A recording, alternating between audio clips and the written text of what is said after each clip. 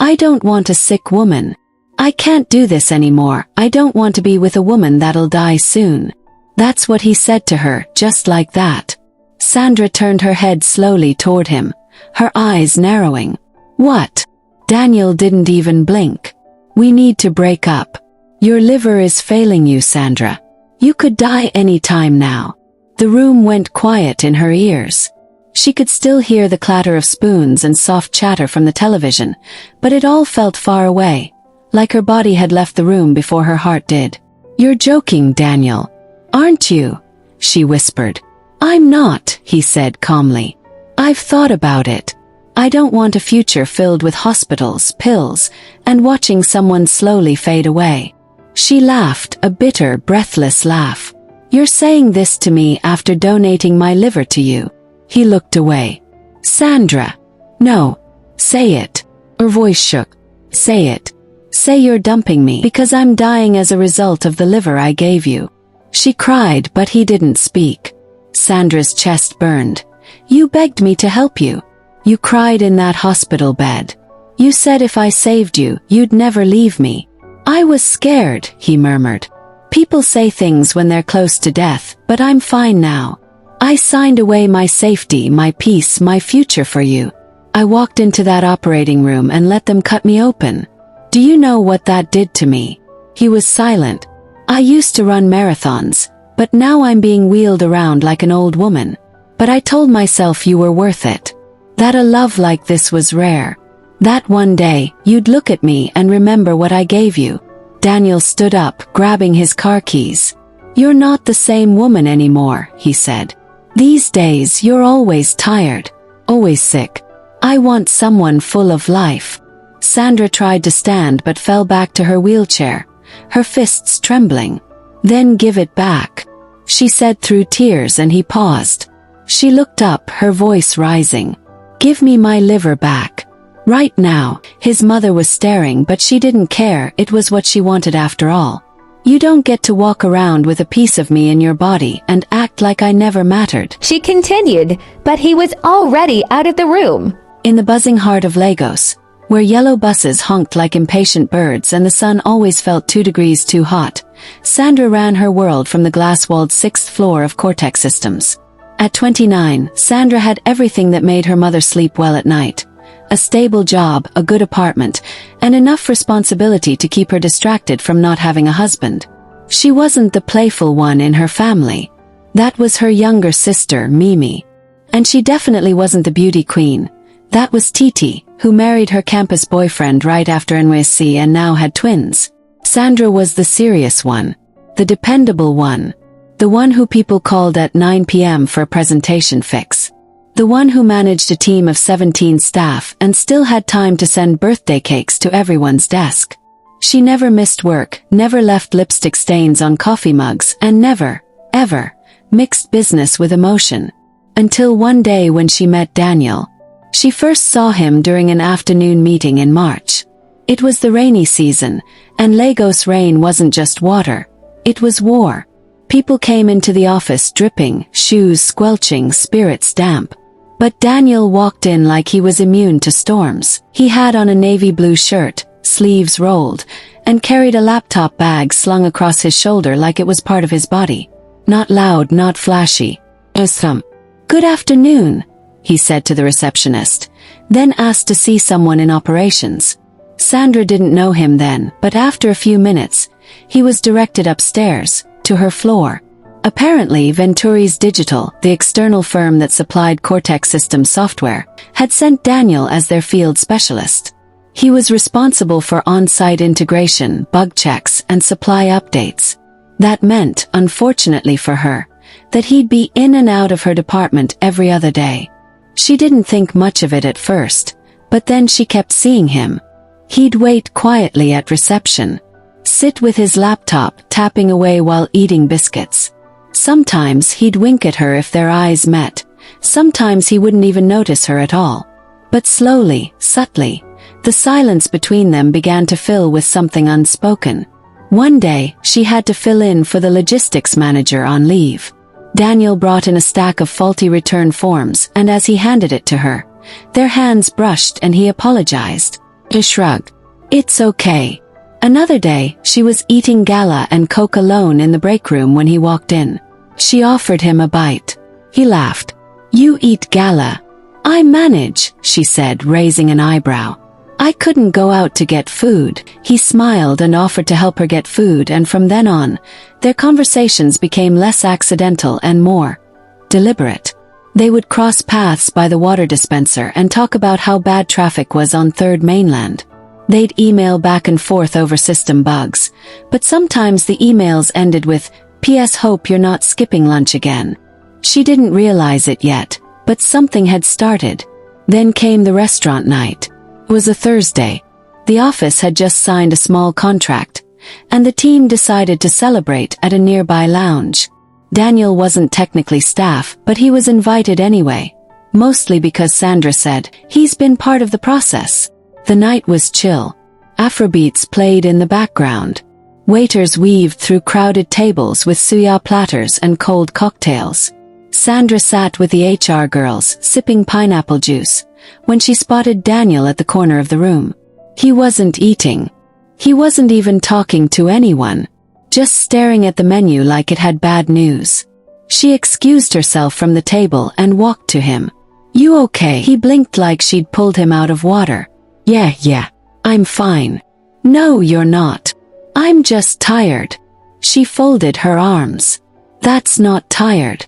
That's something is eating me, and I'd rather eat poison than talk about it. He gave a weak laugh but didn't look away. It's just work. What happened? She asked.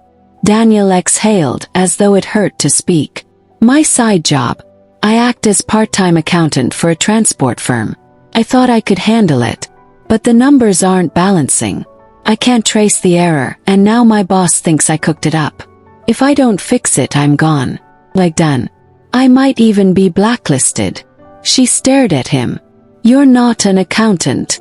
Not really. I took some courses. I help out to make extra cash. It's tight at home.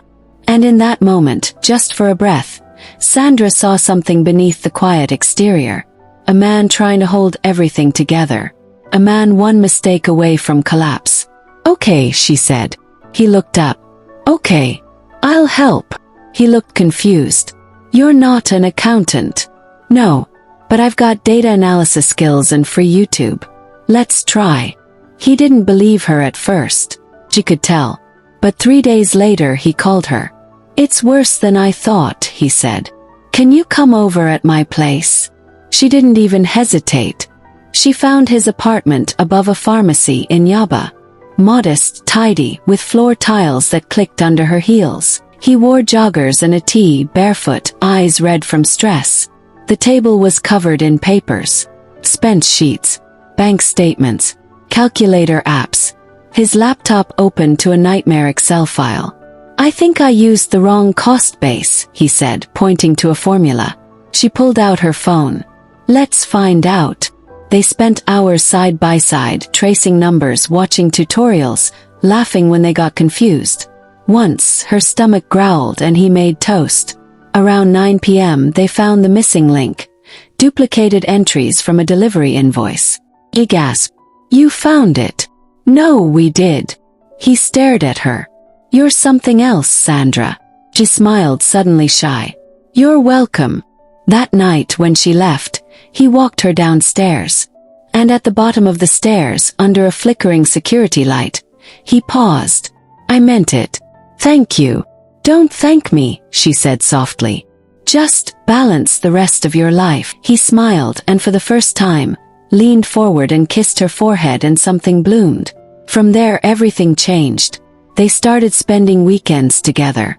Coffee shops, ice cream parlors, long walks in Lekki, hand in hand, laughing like teenagers.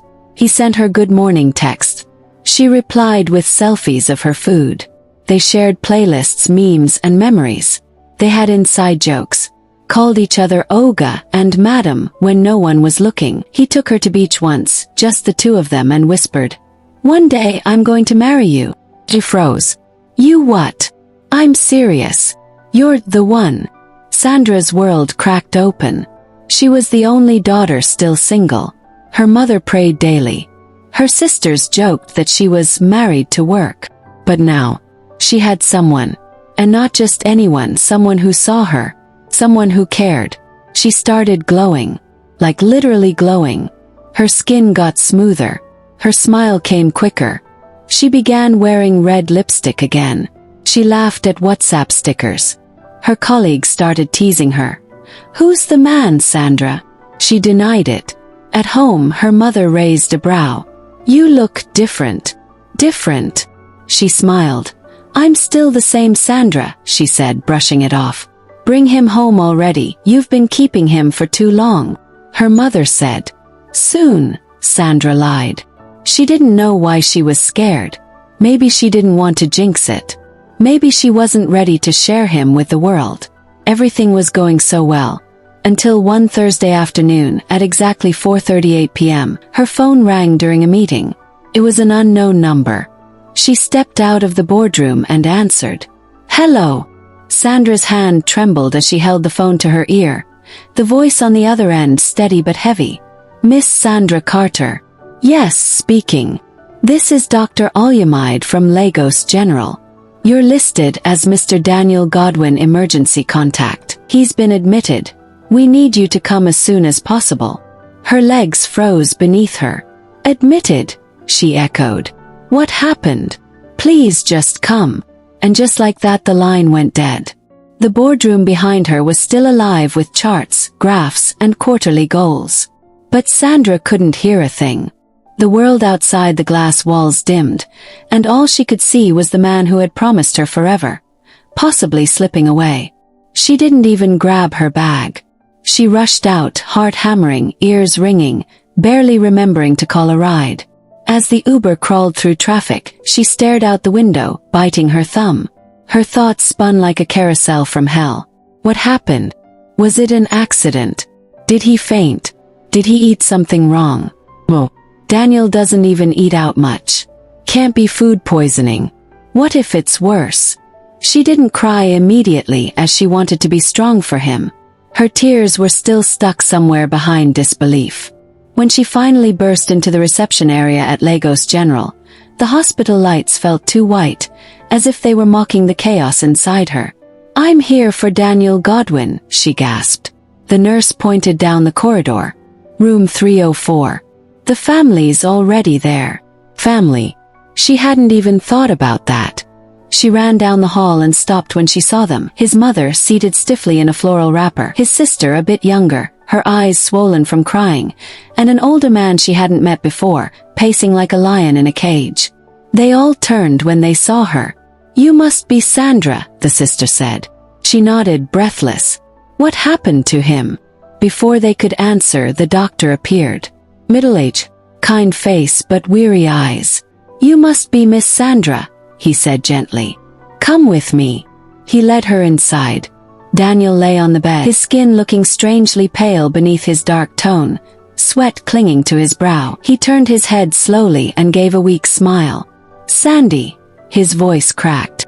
She rushed to him, grabbing his hand. Felt cold, very cold. "I'm here," she whispered, brushing her hair from his face. "I'm right here." The doctor waited before clearing his throat. "We've run several tests. Daniel here has acute liver failure. It's progressing fast." The words didn't land. What does that mean? His liver isn't functioning properly anymore. It's likely been deteriorating for a while, maybe due to genetics, combined with stress. We've stabilized him for now, but without a transplant, we'll lose him. Sandra blinked. Transplant? Yes, we've started the donor search already. Immediate family members have been tested, but unfortunately, none are a match. Daniel's mother clutched her chest and began to sob softly in the hallway. "Is there any hope?" Sandra asked, her voice cracking. "We're expanding the donor net," the doctor replied. "But time is not on our side." The room spun slightly. Sandra sat down beside Daniel and held his hand tighter. "You didn't tell me you were sick." He looked away. "Didn't know. I thought I was just tired, until I collapsed." They sat in silence for a long while. Later that night, when everyone had gone home to rest, except her, Sandra sat by his bedside, watching him sleep. And a quiet thought entered her mind. What if I tried? She didn't know where it came from. But once the thought was in, it wouldn't leave. She Googled liver donation. Read everything she could, the risks, the healing time, the compatibility factors. Terrified her. But not more than the thought of losing him. The next morning she called the doctor aside. If I want to test for compatibility, she said, what do I have to do?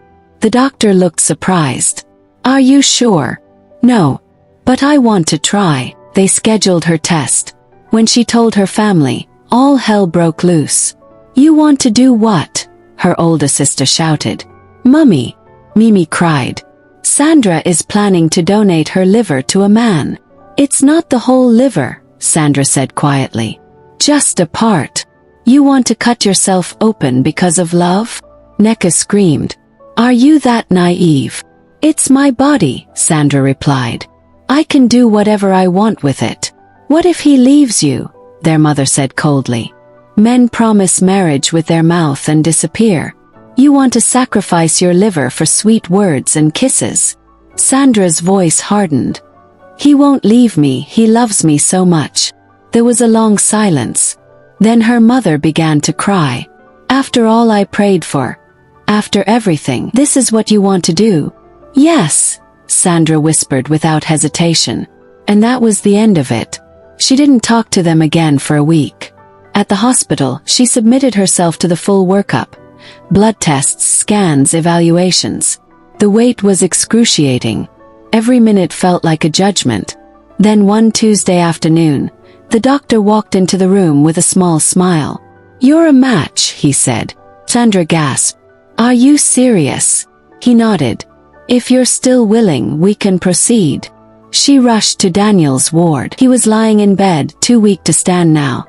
His skin tinged with jaundice, his smile barely there. But when she told him, his eyes filled with tears. You're giving me your liver. You gave me your heart, she whispered. Now I'll give you life. He tried to sit up, but winced. Hey, she said gently, pushing him back down. Rest. I'm here. She turned to his family, who had gathered behind her, mouths open in disbelief. I'm a match, she said simply. Everywhere went silent for a while. Then his sister cried out, throwing her arms around her. His mother fell to her knees, crying and thanking God over and over. God bless you, my daughter. God bless you. Even the brother, stoic and unreadable before, stepped forward and placed a hand on her shoulder. You've given us hope, he said. We won't forget this. Sandra smiled, but her heart raced. It was real now. The weight of her decision pressed into her spine. But what about money for the operation? His mother said. We don't have enough money to cover the bill. She cried. Sandra looked at her with pity eyes. Don't worry, Mama, I'll find a way to get money. Their joy knew no bounds. They were happy that their son made a good decision by dating someone like her. But what they didn't know was that she planned to get a loan from her workplace to raise the money. And if the money wasn't enough, she'd sell her properties to get more money. That night, Daniel took her hand and whispered, Why are you doing this for me?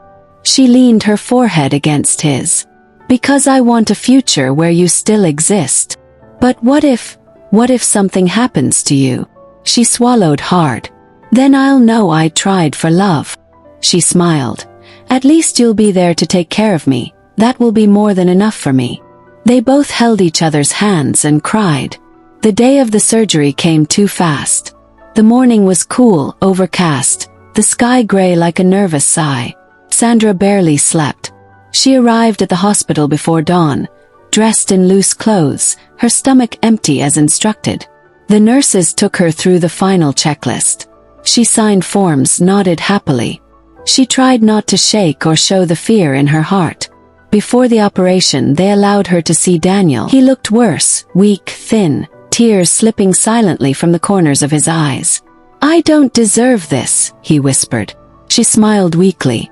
Stop saying nonsense, Daniel. You deserve to live. She bent down, kissed his cheek, and whispered in his ear, I'll see you on the other side. Then she walked out, ready to give him her future for love. Sandra's fingers wouldn't stop trembling, even though she tried to hide them under the blanket they'd laid across her lap. The nurse pushing her gurney didn't speak, but occasionally smiled. Those small, mechanical hospital smiles that meant nothing. Time had stopped moving. At least, that's what it felt like to everyone in the waiting area outside the operating theater. Daniel's mother sat in one corner, silently fingering her rosary, lips moving rapidly with whispered prayers. She hadn't moved from that spot in over an hour. His sister paced the narrow corridor, arms folded tightly around herself, pausing every few minutes to glance at the swinging doors like she could will them open. His older brother sat on the armrest of a plastic chair, head bowed, eyes closed, trying to look calm. But his knee wouldn't stop bouncing. Sandra's parents weren't there. Her sisters weren't either. She had walked into that operating room alone. But Daniel's family waited like the outcome meant everything to them, because it did. The operation had started before sunrise. It was now well past midday. The lights above the theater doors were still red. Nobody spoke.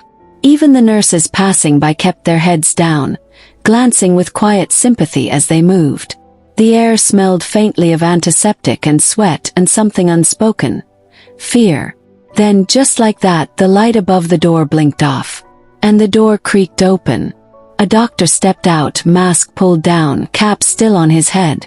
He looked tired but composed. They all rose at once. "Doctor," Daniel's mother called, voice breaking. The man looked around at them, then smiled. "The surgery went well. Both patients are stable." The liver was accepted immediately by the recipient's body, and there were no rejection signs. "We'll keep monitoring them, but for now, the transplant was a success." For a second no one moved.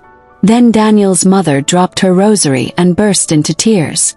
She clutched the doctor's hands, sobbing uncontrollably, thanking him, thanking God, thanking everyone. His sister collapsed into a chair and cried too, hands covering her face. His brother said nothing at first, just covered his eyes with his palm and leaned against the wall, silent and shaking his head, whispering something only he could hear. It was joy. Pure, unfiltered relief. They had their son back. And her. The girl who gave up part of herself so he could live. She made it too. When they were finally allowed to see Sandra in recovery, she looked pale. Smaller somehow. Her lips were dry and her eyelids fluttered slightly as they walked in. She couldn't speak yet. But when Daniel's mother leaned over and whispered, "Thank you, my daughter," her eyes opened slowly. A weak smile stretched across her face. Then she slipped back into sleep.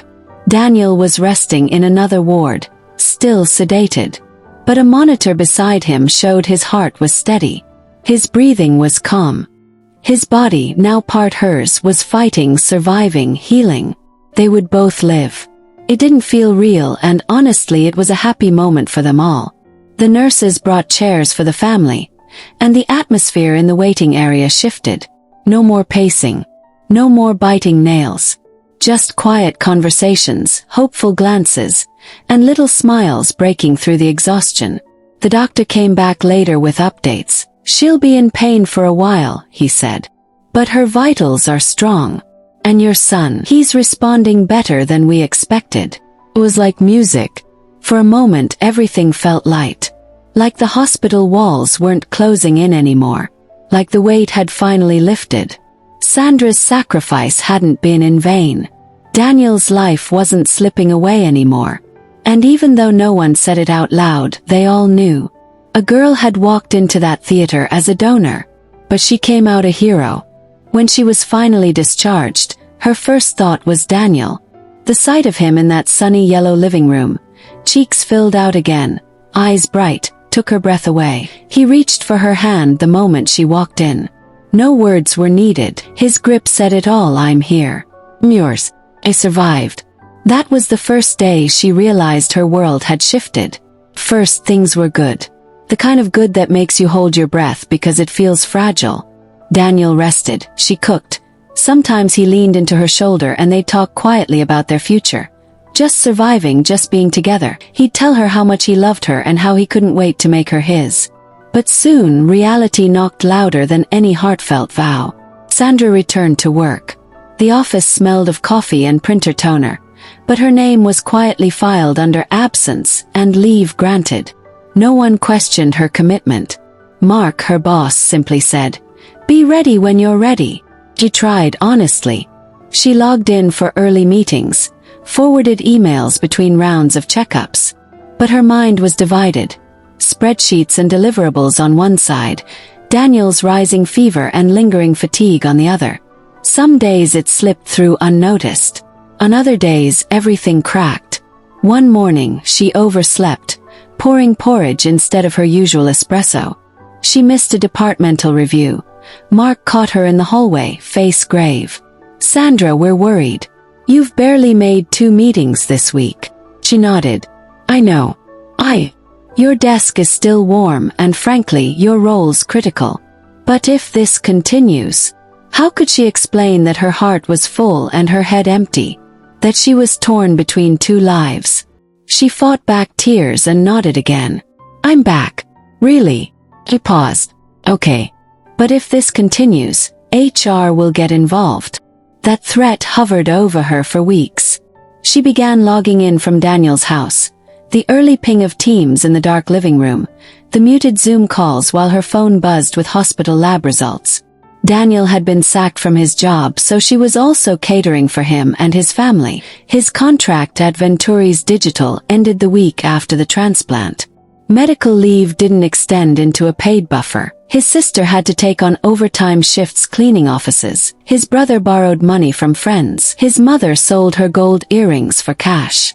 Their apartment, once solid, turned cramped and dusty. And Sandra.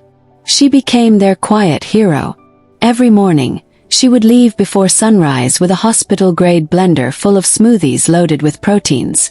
She'd pay for his meds, cover the bills, buy groceries, and do housekeeping. She juggled supporting his family with supporting herself. Physically, emotionally, financially.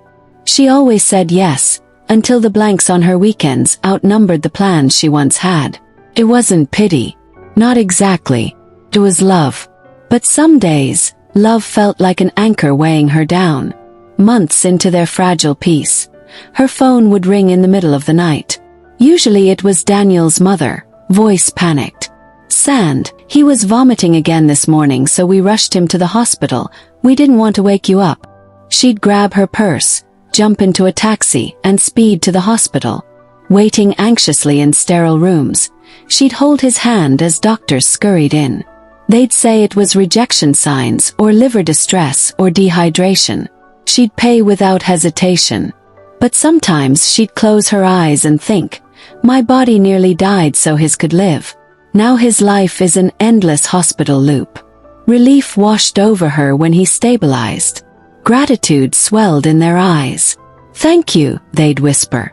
Sounded like hope, but it also sounded like chains.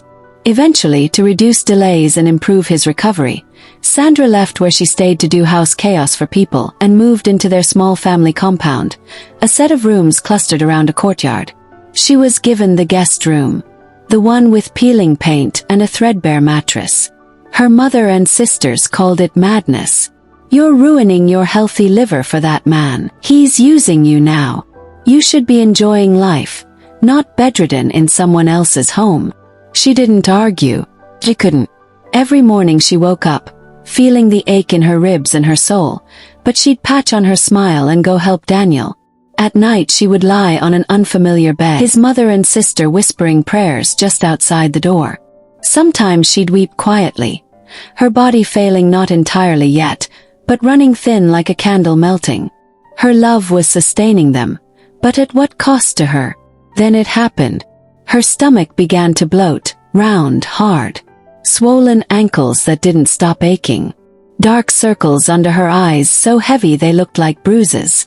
She could no longer climb the stairs without gasping. One slow, steady morning, she tried to make breakfast. Her hands trembled. She dropped the spoon. It hit the plate with a crack, and she squeezed her eyes shut, pain and tears flooding her. She knew something was wrong. Her heartbeat thundered in her chest. She summoned him to take her to the hospital. The tests were brutal. Ultrasounds pressed into her belly until she flinched. Blood drawn over and over. Doctors scribbled numbers onto charts. They frowned. When they gave diagnoses, her breath hitched. "Your liver isn't healing as expected," the specialist said. "It's regressing. You're developing ascites, a buildup of fluid. And your albumin levels, they're falling. Which means that she needed more rest, more care, perhaps a transplant." By then, Daniel had fully recovered. At first, he took charge, helping her to the car, carrying her meals, massaging her feet. In between sickness days, she saw his love in his eyes again, like he saw the hero who once saved him. But it changed quickly. His family would frown at her for no reason. His sister would refuse to help her out. Even his mother was irritated by her presence. One afternoon, she overheard voices in Daniel's room. His mother's sharp tone. "We can't keep her here forever." Daniel sighed gently. "Mama, she's sick. She helped us when I was sick." His mother's voice hardened. "We don't know how to care for a sick woman. She's a liability. And you want to marry her. When she's weak now, she can't even move on her own." Daniel's voice shook. She's all I have." His mother laughed, low and cold. "Don't lie. She's weak, she can't work. She's draining us, and she's definitely not all you have. What will a tall, handsome young man like you be doing with a crippled, dying woman?"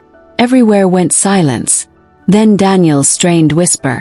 "I love her, and love doesn't come with this much liability, son. Not when she's bleeding yours dry." His mother cut him off. Sandra's heart clenched. Tears streamed down her cheeks. She rolled her wheelchair back into the corridor. No one saw her unheard, she just stayed there, waiting, listening in tears. Tears flowed, rage burning in her chest. Her heart broke, not just because she heard them, but because his mother turned so evil in such a short while, just because she was weak. Then the door handle spun open, and his mother came out of the room, catching Sandra's face in her eyes. That was the moment time stopped again. His mother's eyes widened. Her face hardened. "Sandra," she said, disbelief mixing with scorn. "What are you doing here?" Her stare cut right through Sandra. Sandra swallowed, her voice shaking. I heard." Daniel stood between them, silent. His shoulders slumped. His mother stepped forward, huffing. "I was right," she said coldly. "Look at you. A girl who nearly killed herself for a man. And now you cling to the hallway like garbage." Tears rolled down her cheeks, but she blinked them back. I thought we were a family," she whispered. "I thought I belonged here." "Belonged?" The old woman spat. "God forbid you belong here. God forbid that you belong in my son's future." Sandra closed her eyes. Something inside her locked shut. She looked at Daniel, wondering if he was going to be silent forever. Then he coughed. "Mama." But his voice trailed off behind the sting of the words. She looked at him, searching for something, apology, regret. But she found only shame. His lips pressed into a thin line. He looked away. Her mouth trembled. "Mama is right," came out quieter than she expected. "You don't belong here anymore." He looked at her now. "See, Sandra, I'm a very young guy and I still have my future to plan. I can't be with a weak, dying woman. Besides, we're almost age mates and that's not good for me. If you love me like you claim, then you should leave this house and never come back." Tears rolled down her cheeks before she could even protest. His sister brought her bag for her. They wheeled away, and the door closed slowly behind her. Outside the house, afternoon sunlight cut across the yard. Birds sang. And Sandra cried, her luggage banging lightly against the chair's side. She searched for a taxi, her hands shaking so badly she almost let go. She cried as she had nowhere to go. Then she thought of returning back to her parents' house as she couldn't take care of herself. Her parents' compound breathed relief when she arrived. Gates opened before she knocked. Her father met her, and knelt down, pulling her into a strong, healing hug. Her mother cried into her shoulder. She told them everything on the ride back. The words, their eyes, his silence. She slept that night on her old bed under an old quilt. For the first time in months, her tears weren't guilt, but release. Over the next weeks, Her world became soft again. Her sisters fed her porridge and paused their noisy shows whenever she needed rest. Her mother massaged her ankles with plantain paste and whispered, "You are beloved, my child, welcome home." And slowly, she started to find herself again. She rested, she started reading her Bible again. Psalm 27 talked about trembling yet remaining courageous. She whispered, "Yes." One Sunday in church, with sunlight slanted through stained glass, she knelt. "Lord, fill me. Make me strong." She left baptized afresh in faith. She walked again, slowly but steady. She returned to her doctor's visits and regaining strength. Each morning she woke without the weight of betrayal, her wounds soothed by calm. They supported her financially, ensuring she cleared every medical bill. For once she was cared for, not caring. Months later, wearing a simple cream dress and low heels, she stepped onto the bustling streets of Lagos again. She looked calm, beautiful the way survivors become. She got a taxi and headed to Daniel's house. She knocked lightly and the door opened. He stood there, shocked to see that she had recovered. Beside him was a lady she couldn't recognize. She froze, then composed herself. "Hi, Daniel." Her voice was soft. He swallowed. "Sandy, you're..." She landed him a hot slap on his cheek before he could realize what was going on, then turned and walked away. By October, she returned to Cortex office. Mark hugged her when he saw her in the foyer. "Glad you're back," he said. He didn't probe her. He watched her smile. He offered a new project, an international expansion pitch. She said yes, not because she needed distraction, but because she was healed and ready to build her life again. Within 2 weeks, she led a live video call with partners in the UK. She got to meet her general manager, Mr. Fred. He asked her to lunch after the meeting.